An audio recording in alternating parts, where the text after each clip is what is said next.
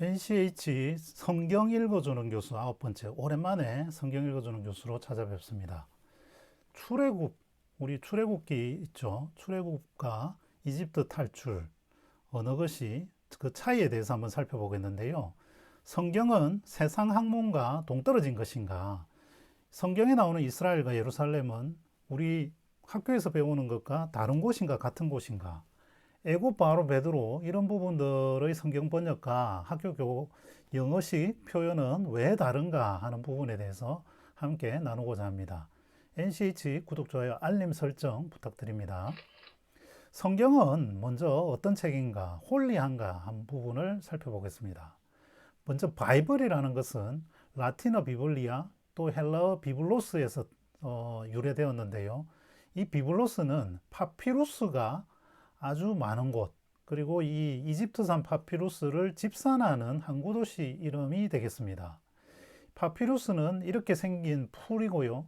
이 풀잎을 겹겹이 모아서 종이를 만들면 이런 형태의 파피루스 펜으로 글을 쓸 수 있는 곳이 되겠습니다.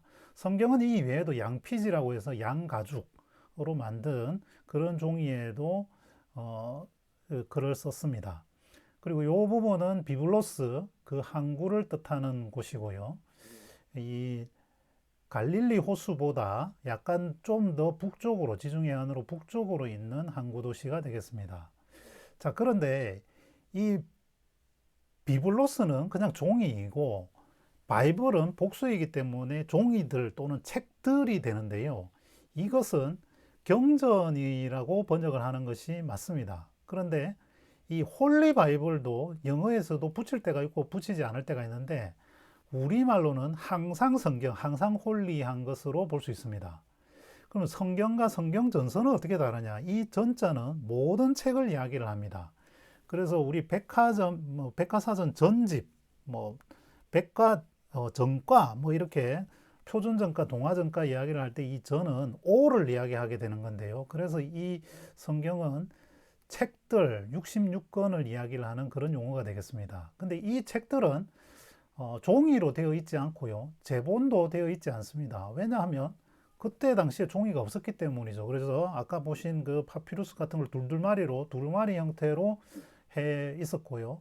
또 다른 특이한 점은 책 제목이나 장절의 구분이 없었습니다.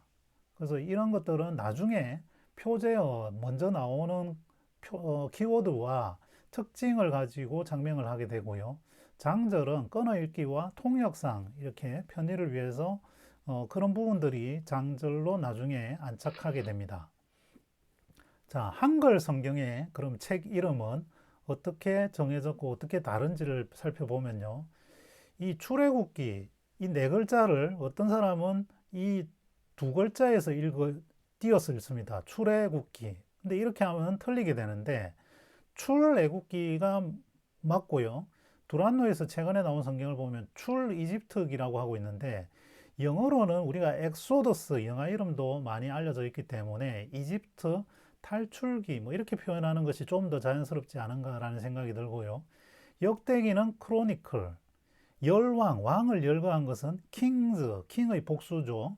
잠언은 속담을 이야기하는 프로버브스, 창세기는 제네시스, 우리나라의 자동차 이름으로도 많이 알려져 있습니다만 이 기원 이런 것들을 이야기하는 단어가 되겠습니다.